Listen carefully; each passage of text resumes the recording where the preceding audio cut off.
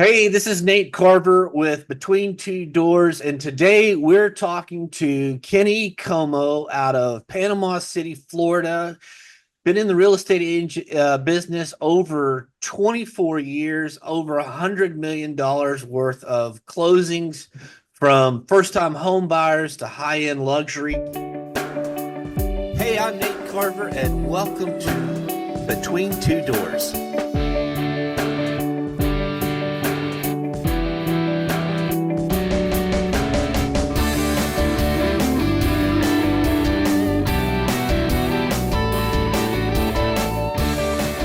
Kenny, how are you doing today?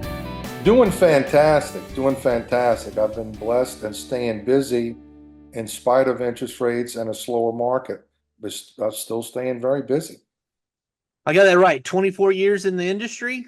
Yep, yep, yep. Wow. Okay, so let me ask you what got 24 years ago, let's see what would you say was your number one reason as to getting into the real estate business, or how did you come about becoming a realtor? Well, I was first interested in real estate as really more of an investor or a developer. And prior to being in real estate, I actually was in the medical business. I had a medical supply company, and we catered to the geriatric population, seniors, if you will, and have a high regard, high respect for seniors. I call them the golden generation. Without them, we wouldn't be here today. And so it was a great opportunity to serve them. And so having that servanthood attitude, it just kind of led me to the real estate. But the actual true story of how it happened, I was in a transitional period where one of my competitors in the medical industry wanted to buy me out, and merge with him. And through that process, my wife and I were looking for a home to buy closer to the beach. At the time, we were living in Tampa. We were living in what they call New Tampa, and which was roughly 35 to 40 minutes to the beach. And we said, this is kind of stupid to live so far from the beach when we live where we do, with the beautiful beaches we have in Tampa Bay and the surrounding areas. So we started looking for homes, to consider buying uh, in St. Petersburg and the beach areas, Treasure Island, Madeira Beach, those different areas. And I think we probably called in about 20 uh, homes to try to set up an appointment for viewing. Not one agent called me back. Oh, wow. And so I told my wife, I said, well, that's it. I figured it out. She said, what? I said, I figured out what I'm going to do next. She says, what do you mean? I said, if I could call on 20 homes and not one agent calls me back, that means they're making too much darn money and they're not even taking care of business. I said, how much money am I going to make when I take care of business, take care of my customers, and will return your call and will Right. answer the phone? And the rest is history. That's how I got in the business. Well, there you go. So when you did that, how long till your first transaction? Was it a purchase or a buyer's? Were you looking to Um, well, or I sell? interviewed a handful of brokers, probably no less than six or eight, all the big name companies. And, because I had no experience in the business, I said, well, gee, what's the difference between this company and that company? And why do I want to work for this company versus that company? And I would ask them the honest question, well, hey, Mr. Broker at Century 21, if I come work for you, how much money am I going to make my first year?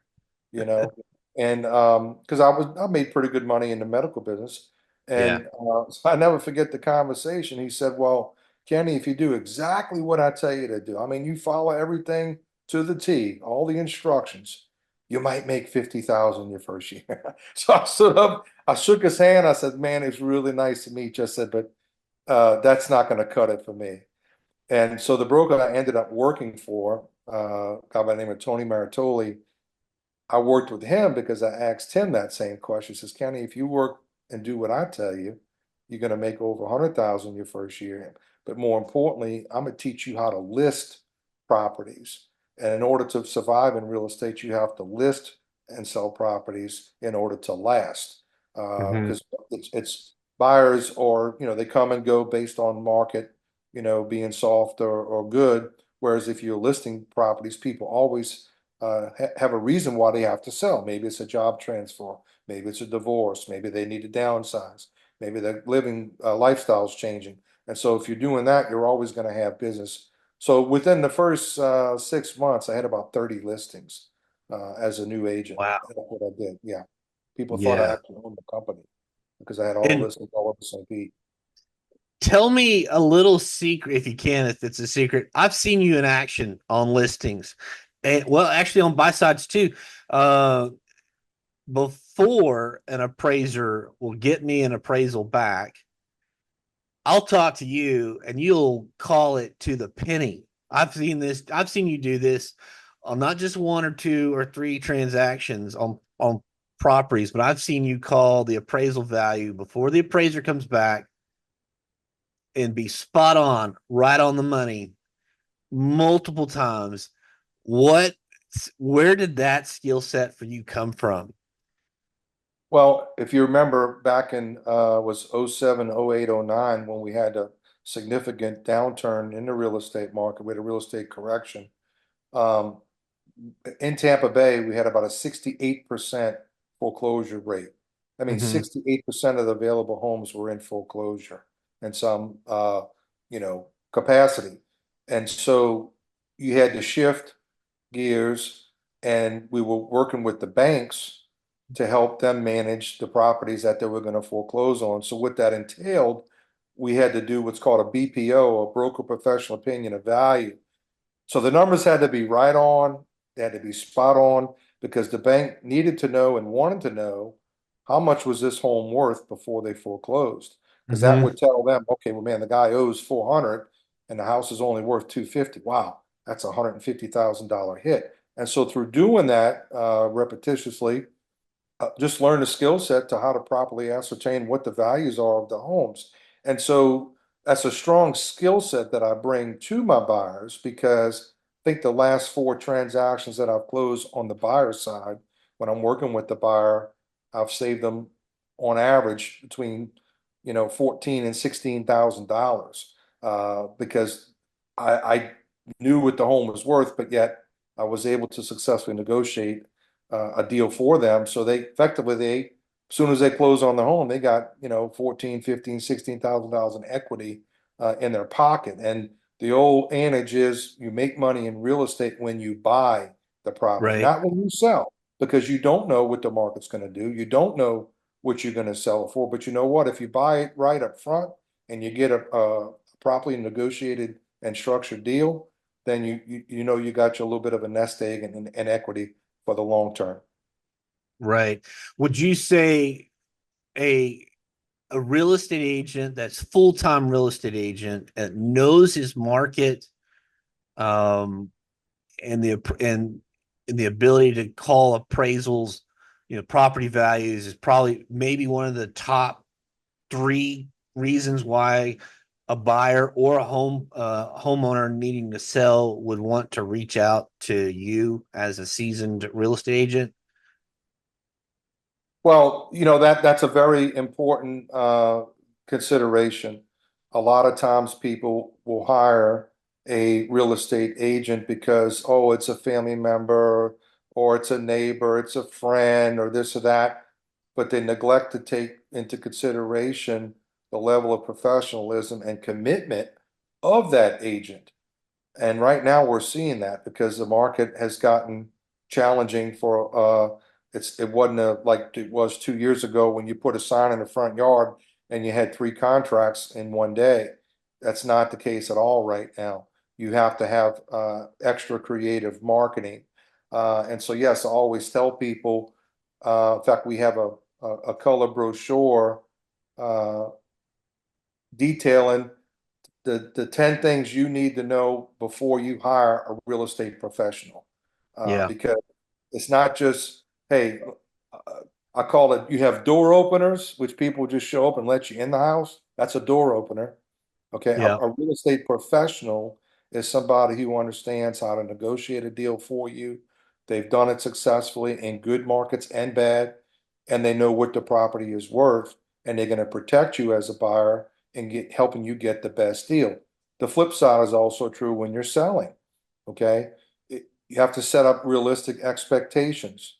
A lot of agents will take a listing and they'll overprice it and overpromise the seller, hey, I'm going to sell your house for 50,000 more than everybody else, when in fact that's not realistic. It's not going to happen. And meanwhile, they're doing a disservice to the seller because here it is 6 months later and the house is still sitting there. It's not selling because it was improperly priced and the expectation wasn't set up properly. Right.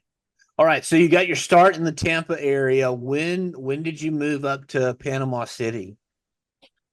We moved to the Panama City area in 2013 from Tampa Bay. Moved down there in what 1996. Met my wife, got married in '98, and then we moved here in 2013. Um, and I had always wanted to live in this area, being from New Orleans. My mom was getting up in age, so I wanted to be closer to home. I could see her more frequently. It's a 5 hour drive versus a 12 hour drive from Tampa. And so that was a good move for us, but I've always loved this area. We have great people here in this community.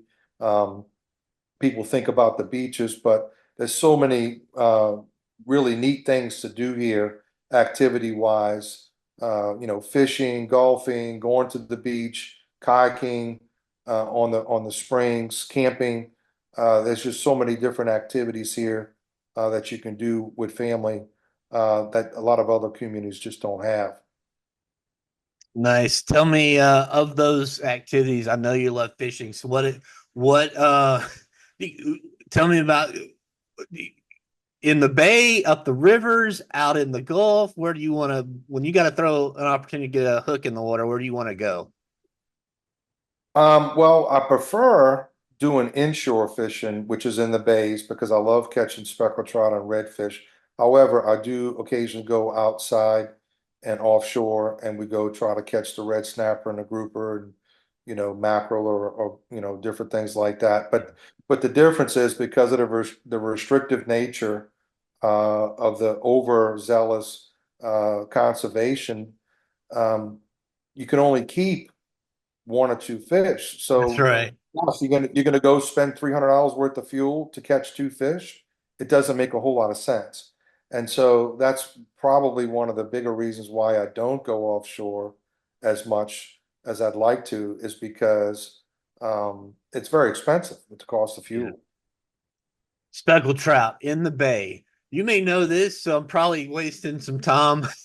But okay, so when I was a kid, my dad and I, we would go out in the wintertime, speckled trout school. And we would go and we would catch the first one we'd catch. I don't know if it's legal now, but this is what we did when I was a kid. We would take that one and put it on a cork, like a float, a bobber, and release it on like about 5, 6 foot of fishing line, right? And just let it go. And it would go back to the school. And then we would fish off that cork. We caught a lot of speckled trouts when I was a kid. So, That's interesting. All the yeah. years I've been fishing, I've never seen that done. But I can relate. One of my best fish trips I've ever had in my life was off the coast of Louisiana and Mississippi. They have barrier islands out there off of the coast of Mississippi and Louisiana. A lot of people don't know about that.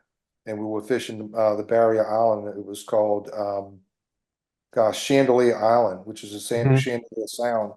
And we kept catching speckled trout, and you'd catch them every cast, and all of a sudden they'd be gone. Yeah. And we were wade fishing, and we just kept wade fishing, walking around. They had a big deep hole, and we just kept walking around that hole and catching it. But they would come and they would go. And so I could see how that would be beneficial to do that. That's a very interesting, slick trick. But they do typically school. Yeah. Redfish do as well, but with the Yeah. redfish, you'll find down, if you find mullet, the mullet school, well, if you find a school of mullet on top of the water, which is a telltale sign, I would say 70, 80% of the time, there's going to be redfish right underneath them or right Hmm. behind them. And so we Yeah. would look for those schools of mullets and track them. In fact, there's a mullet fisherman here that I've met, and I used to see him all the time, and He would go from dock to dock in the bay. The old song, The Dock of the Bay. He would go from dock to dock in the bay, and he would go up in his little John boat, and he would look and see, and he'd throw the cast net and catch these mullets. And I'd Yeah. ask, man, how many reds did you see today? Where did you see the redfish? Oh man, that dock over there. Gosh, I mean, I caught a bunch of mullet, but man, I bet you there was 100 redfish under that dock. So that's a good tip this time of year in the winter. Is Yeah. that's what the reds are. They along these docks and in the bays, wherever the mullet are. It's my favorite fish to catch too. Mullet. Just saying, I'm a mullet fan, huge mullet fan, especially up well Do you between smoke them or do you fry them? both. Okay. You want to get? I love fried mullet, and if there's a mullet festival somewhere, I will be there. But there's a couple of places that locally that do fried mullet. Come that's a local. I think it's just between Pensacola and Panama City that will cook it fried, right? But if you go down South Florida, they'll smoke it. Yeah, South Florida, they definitely smoke the mullet. And Yeah, Central I'm Florida, from there's a place. Louisiana, so when you catch a mullet, it's full of mud. So we would Yeah, never eat them. it's But then when you go over to Mississippi, they call it Biloxi bacon. And they would yeah, they would fillet them and fry them, and it was really good. Really, it's like I because said, it's these all mullet, sand. yeah, yeah, it's all sand. Yeah, and black and red fish. Oh yeah. I'm not I going to say took some no. the other day. I went last Thursday and I caught a couple of them. And what I like to do with the redfish, I grill them. So you cut the fish in half, but you don't flip it over and then clean it off of the skin. You leave the Yeah, scales and the skin on it, and then you put that half, we call it on a half shell, and you put that redfish on that grill with the skin and the scales facing down, and yeah, then mix butter with Worcestershire sauce and put a little salt and pepper, put a little Tony Sashera seasoning on it, and you baste it with that butter and olive oil and Worcestershire sauce. You baste it and grill it, and then when the meat turns white and it starts to come up, that's the best redfish you ever eat in your life. And you just take it with a fork, pick it up off the skin. It is delicious. Oh wow. See, you get a little real estate skill sets, you get some fishing techniques and some cooking skill. There you So go. there you go. All right. So that's awesome. So in Panama City now, you're you've been established there for about 11, 12, 13 years now. Um you're in the top you're you're in the top. I want to say you're in the top 3% for sure of realtors in Panama City, Bay County, and you're just crushing it this past year. What advice would you give to somebody that is looking to move to Panama City, and to buy maybe their first home, maybe their experience in buying homes? What kind of advice would you give them? Well, obviously the most important thing, the three most important things in real estate is location, location, and location. If you get that right, that's a big part of it, is buying a home in the right location. Uh, but secondly, it's mainly just taking action and doing it because real estate is, I think, the greatest investment that there is because it's passive income. There's tax benefits. You could buy a home, you can live in it. Uh, After 2 years of living in it, all your equity that you make, you could sell that home and you don't pay any income tax on that income that you made. So effectively, very conservatively, um, really a 5 to 7% annual appreciation rate's pretty conservative. We've had over 10% appreciation here in Panama Yeah. City since, gosh, going back the last 5 years. So call it a 7% appreciation rate, on a $300,000 home, which is the median home price in Panama City now, that's $21,000 a year you're earning in equity, from the appreciation rate. And you can't where else are you going to get that kind of great passive income? So it's a great idea to buy your first home as a primary residence, but secondly, buy a second and third home to have as rental income. because it's just a great way to retire. You know, you're only going to make so much money going to a job every day. You got to get out of bed and you got to go get it and you got to go make it. Whereas with real estate, um, it's passive income. Now, granted, if you don't, a lot of people balk at it because, oh, they don't want to manage property, they don't want to be a landlord. Well, hey, you pay a company to do that for you, and it's well worth it, and it's a fraction of the cost of what you're paying them. And long term, it's a great strategy. I've known many people to start out with a first home, and within 5 or 10 years, built a portfolio of 20 or 30 homes, and Yep. they're able to retire. Yep.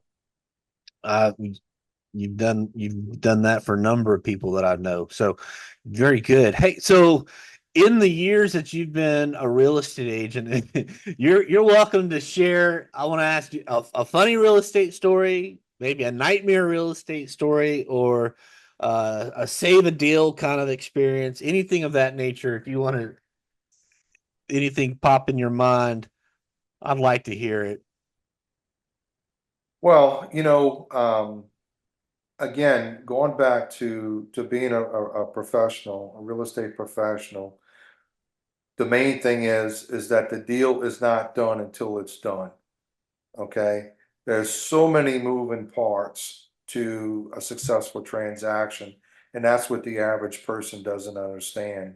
Even if you've bought and sold a couple of homes in your life, you really don't understand, you underestimate the amount of work that goes into that successful closing.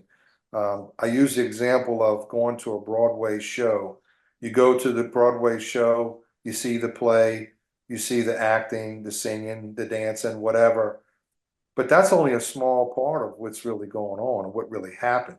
You don't see all the rehearsals. You don't see Mhm. the costume preparation, the makeup, the changing of the costumes, the music, the audio, the people selling the tickets, the people seating the people. Well, the same is true with real estate. And so, in order to have a successful transaction, you need an agent that is completely committed to the task of succeeding.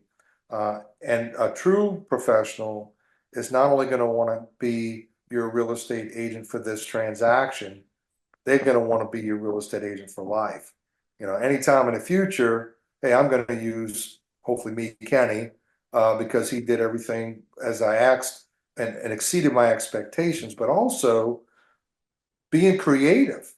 So right now I'm working with a military couple.